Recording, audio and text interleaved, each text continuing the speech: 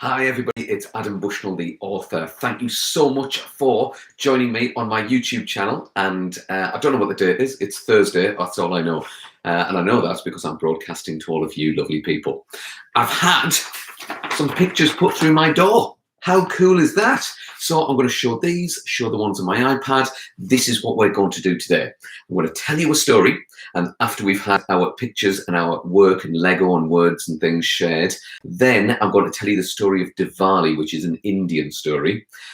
After that, I've got some news about story writing competition and some results to give out there, and then I've got some shout outs to do. So we've got a lot to get through. Let's get stuck in. First of all, this was posted through my door by the Ayres family, and Lucy Ayres has created her own worm, her own worm. I absolutely love it, Lucy. This has made my day coming through the door.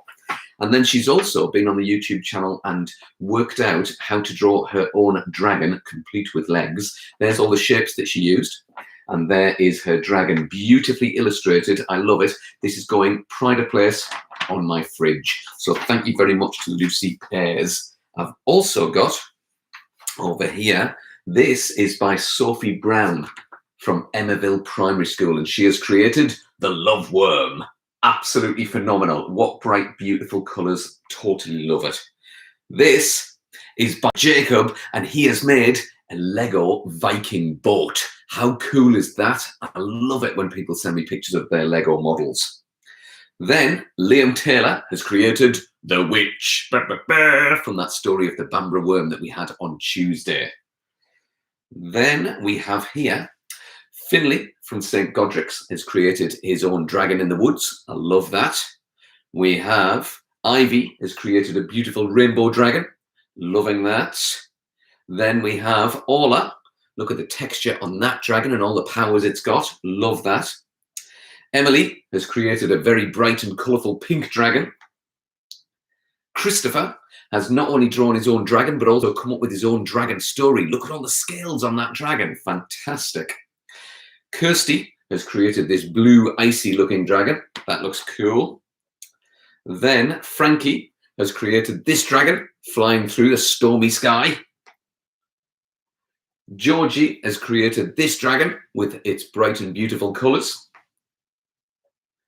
Louis has created a dragon on an iceberg with ice powers who has turned the sun to ice. Maisie has got the opposite. She's got a fire dragon with loads of spikes all over its wings and its body. Eleanor's dragon is flying down over that way with its beautiful red wings. Nicholas's dragon is a multicoloured dragon. That looks like an NHS one. I love it. Bosco has done some amazing colouring on his dragon there. That looks fabulous too. Then Seth has created this dragon. Every single piece of paper, every single part of that piece of paper has been beautifully coloured in. Well done. And then we finish with this dragon here. That's it for the dragons. So a big shout out to St. Godric's. I love that. Then we have, this is a picture of Bloodsucker Bill, who is a worm by Finley Burden. Look at that one. And he's got a model to go with as well. This is a worm-infested house. Look at that. I absolutely love it. I do love it when I get sent models. Thank you so much. That is amazing, Finley.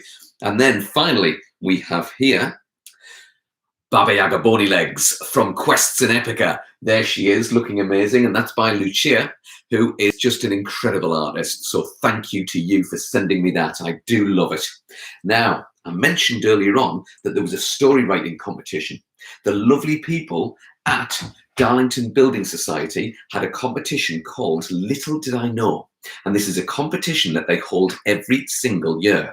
The two winners, one for primary, one for secondary, are Alicia Nelson from primary category and Sally Sheridan from secondary category. They have won the most incredible prize of their whole entire height in books and a £500 book voucher for their school. So thank you very much to Darlington Building Society. If you didn't know about that competition, it is held every year.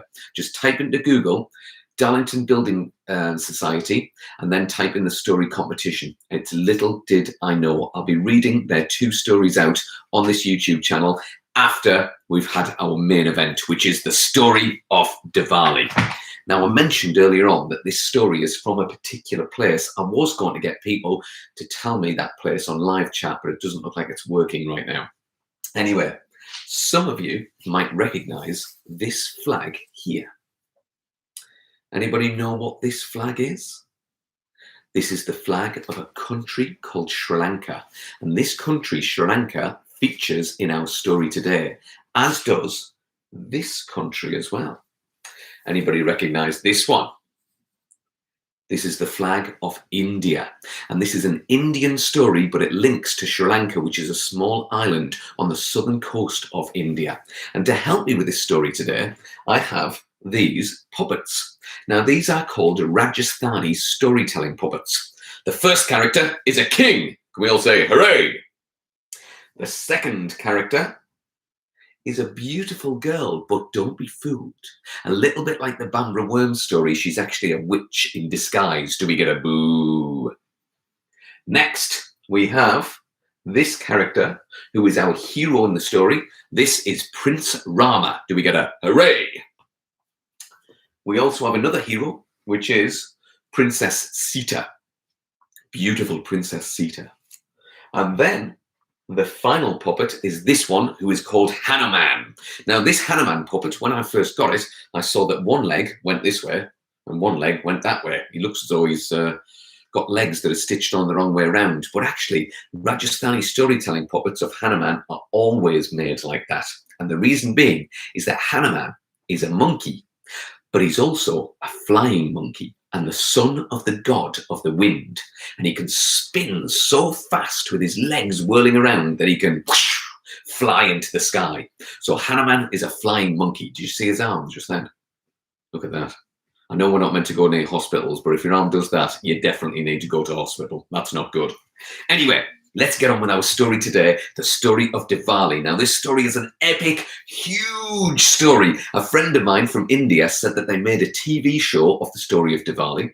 They put it on TV every night in half-hour segments, and the entire story took 3 months to be broadcast. That's how vast this story is. So I'm reducing it down quite a lot here. This is a snapshot of the story of Diwali. And it all starts off with our king, who lived with his son, Prince Rama. Now, the king and Prince Rama were very happy living together in the palace, but an evil witch disguised herself as a beautiful girl.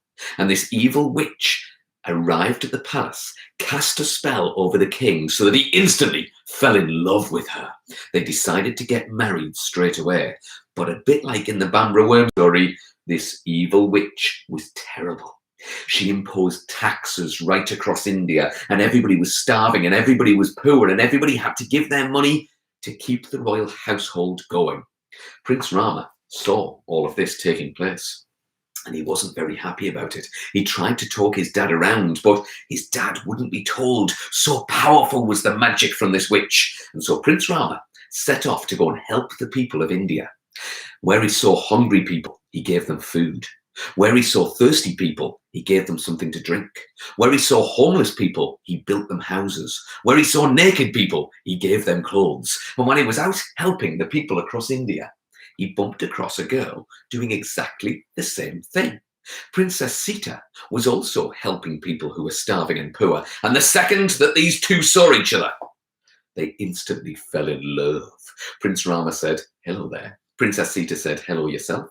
He said, "You're very pretty." She said, "You're very handsome." And he said, "Do you want to get married?" And she said, "Aye, go on, then I will." So they decided to get married, and then they traveled to the palace to tell the king about their wedding. The king was happy for his son, but the queen was not so happy, and she began to plot her revenge of how she could get rid of Rama and Sita. She used her magical broomstick to fly away from the palace, and she flew all the way down to the most southern tip of India and flew over to the island which we now call Sri Lanka, but a long time ago was known as the Island of Monsters. And this whole island was filled with monsters of every sort. And the king of the monsters was a 10-headed demon called Ravana. Princess Sita and Ravana whispered to each other, the queen, and Ravana whispered about Princess Sita and came up with a plan as to how they could get rid of her and get rid of the prince himself. So the queen then jumped back on her broomstick, satisfied that she and Ravana had a good plan, or rather an evil plan, and flew all the way back to India. And when she got there, she said to the king, "Our palace is not big enough for Rama and Sita to live in. Let us send them away to go and live somewhere else." The king agreed to everything that she said. And so he said, "Of course, my dilly-dilly darling." And so Princess Sita and Prince Rama were sent away into the woods. And when they got there, they both built a log cabin in the middle of the woods. And they lived there happily for a day or two until Ravana, the king of the demons, disguised himself as an old man and entered the forest. And when he got there, he used his magic to create a golden deer. The golden deer was sent running through the forest. As soon as Princess Sita saw the deer, she said, "What a beautiful animal." Prince Rama said, "I'll go and get it for you, baby," and then ran off to go and get the deer and realized he'd gone in the wrong direction, so he went that way. While he was gone, there came a knocking at the door. Princess Sita opened the door and saw an old man, which was Ravana in disguise. And Ravana, as an old man, said, "Hello, I'm a poor old man.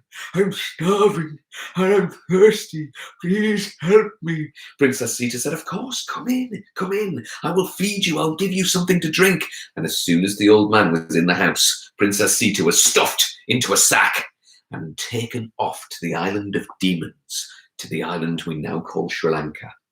When Prince Rama came back, having not caught the golden deer, it seemed to have disappeared before his very eyes. And so had Princess Sita. She was gone. She was missing. He searched everywhere and couldn't find her. So he decided to search away from the forest, into the villages and the towns and beyond. He searched mountains, he searched fields, but he couldn't find her anywhere. So in the end, he went to go and see his best friend, Hanuman, the flying monkey, and said, "Please find me Princess Sita." And so Hanuman used his power of the god of the wind. He began to spin in circles so fast that he flew up into the air. Whee! And he went flying all over India searching. Whee! He went flying everywhere and couldn't find her anywhere. And he decided to search further afield. He went looking to Sri Lanka. He flew over the ocean. Whee! And when he got there, he arrived at the island of demons. And then he had to go sneaking. He went sneaking this way and sneaking that way and sneaking all around. And eventually he went sneaking into the palace of Ravana, and he went sneaking down into the dungeons. And when he got there, he found Princess Sita trapped in a silver cage. He said, "Don't worry, I'm going to get Prince Rama and I'll rescue you along with him. Stay safe, stay indoors, and you know the rest, bye." And so Hanuman went flying off, whee, and he weed all the way back to Prince Rama and said, "I found her. She's been kidnapped by a monster. She's on that island of monsters. We need to go and help." So Prince Rama got an army of human beings. Hanuman got an army of monkeys. The monkeys made themselves into a living monkey bridge that stretched all the way from India to Sri Lanka. The army of humans, led by Prince Rama, marched over the monkeys' backs until they got onto that island. And then the monkeys joined them. Side by side, monkey and human fought against the monsters that lived there.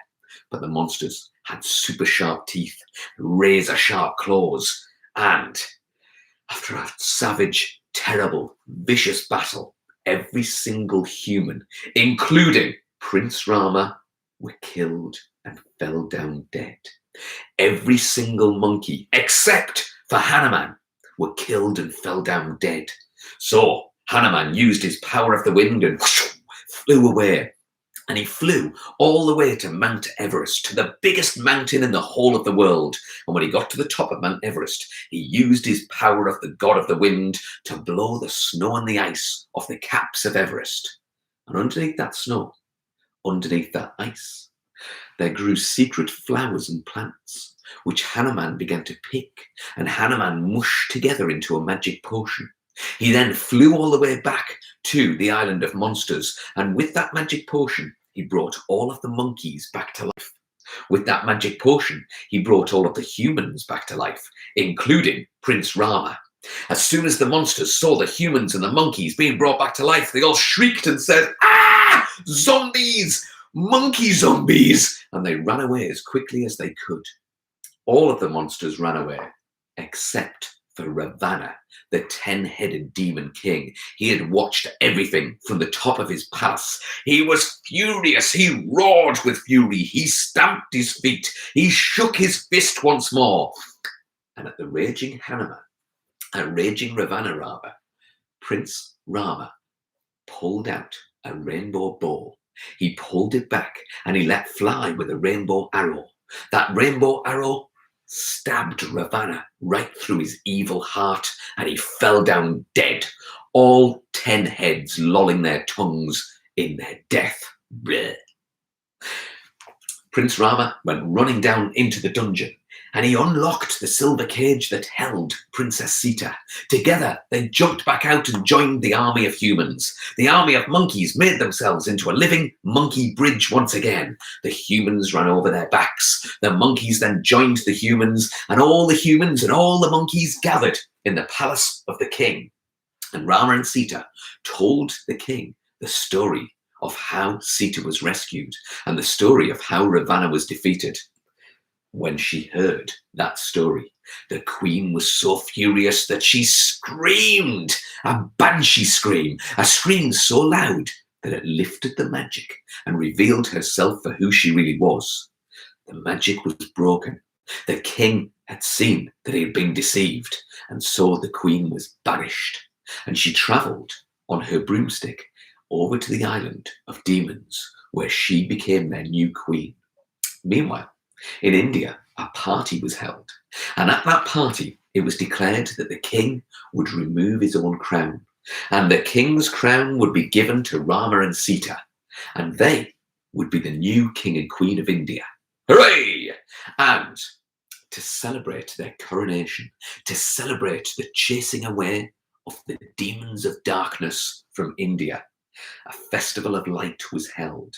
And that festival of light is called Diwali and is still celebrated to this day. I hope you like that story. I do love the story of Diwali. I wish I could tell you the whole entire thing. In the extended version, the director's cut, if you like, there's talking bears and there's Lakshman, who is Prince Rama's brother. Anyway, you got the bare bones of the story. One of my absolute favourites. I hope you enjoyed it.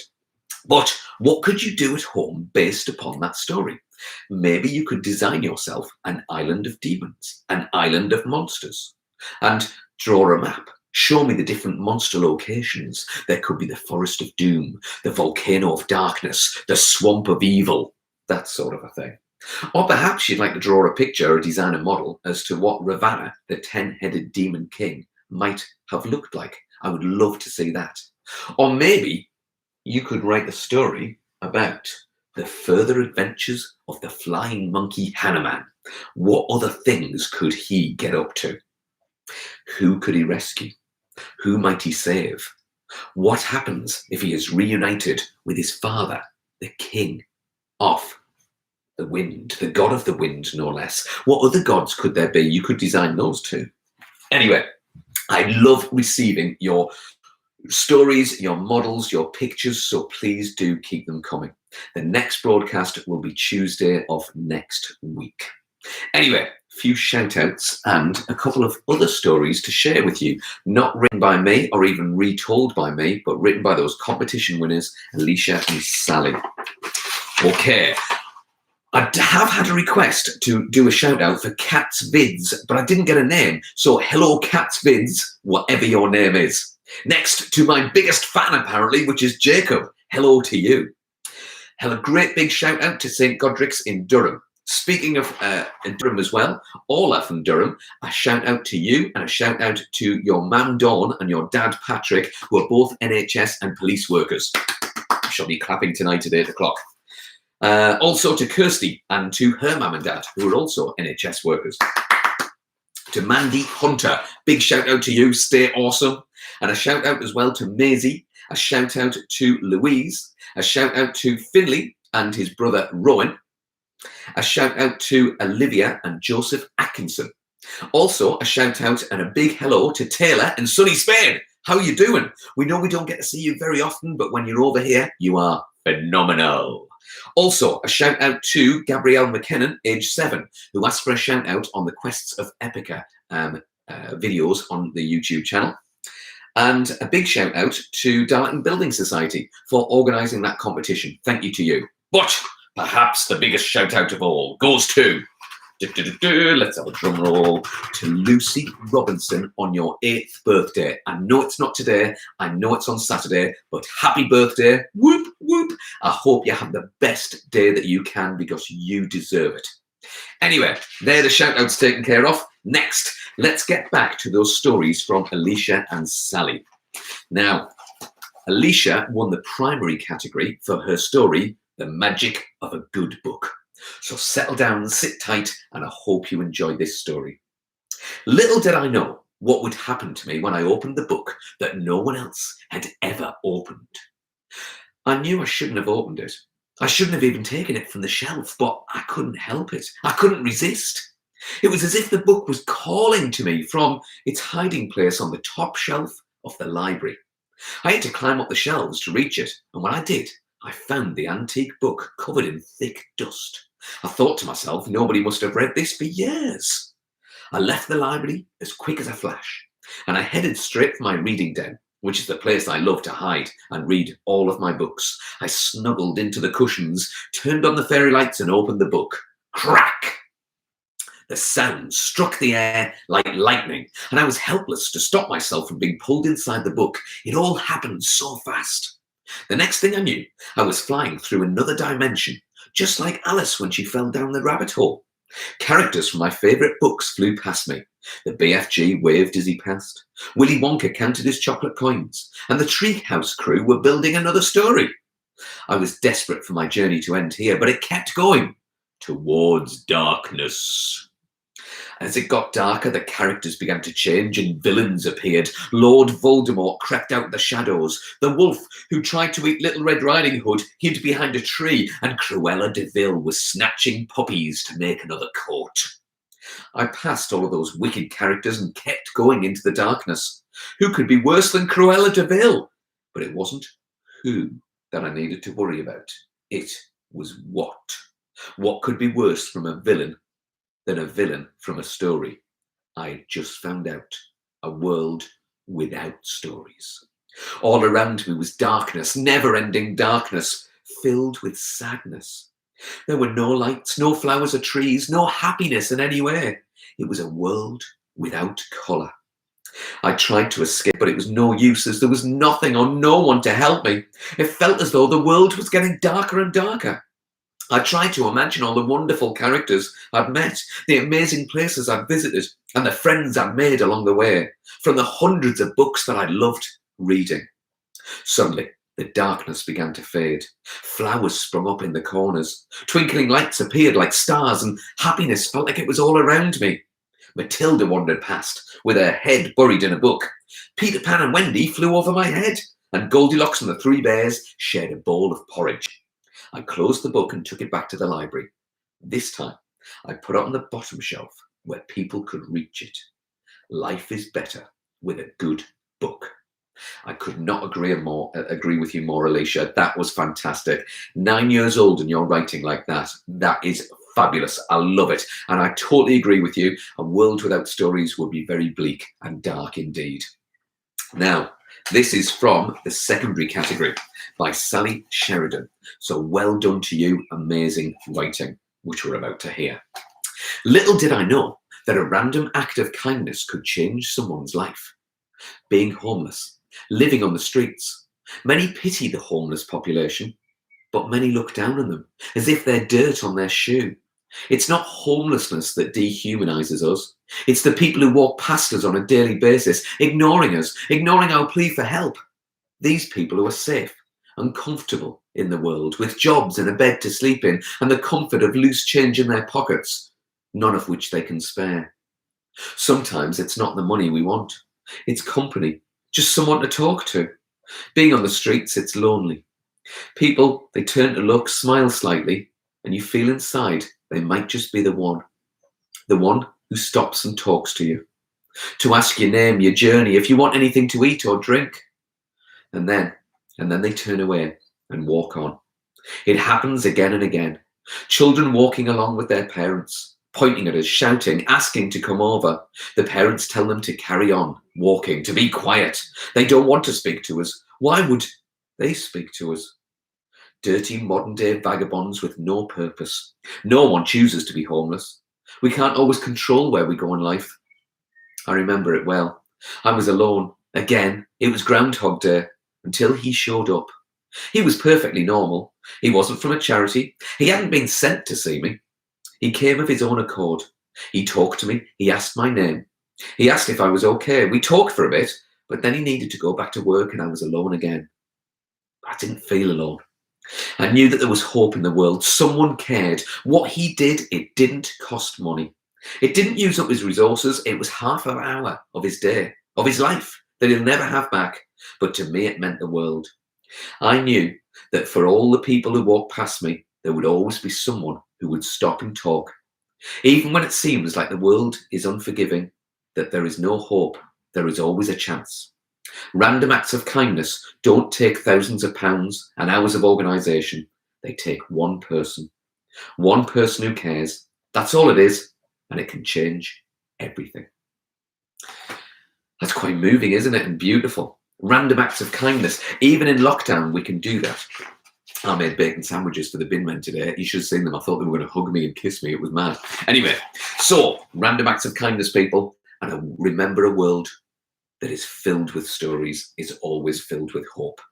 So thank you very much for tuning in. Got a bit heavy at the end there, didn't it? Next week, Tuesday and Thursday, there will be live storytelling. 2 stories, and those stories are going to be linked. I'm going to try something else next week and see if you like it. Send me your stories, send me your pictures, send me your models. Remember to hop to Liz Millions YouTube channel and learn some amazing illustration techniques. Quests in Epica, I shall be uploading chapter 17 tomorrow, and I hope you can join me for Storytelling Day 18 next week on Tuesday. Tell your friends, tell your family. Don't forget to get people to subscribe. Don't forget to get people to like. Thank you for tuning in, and I'll see you next week, everybody. Bye for now.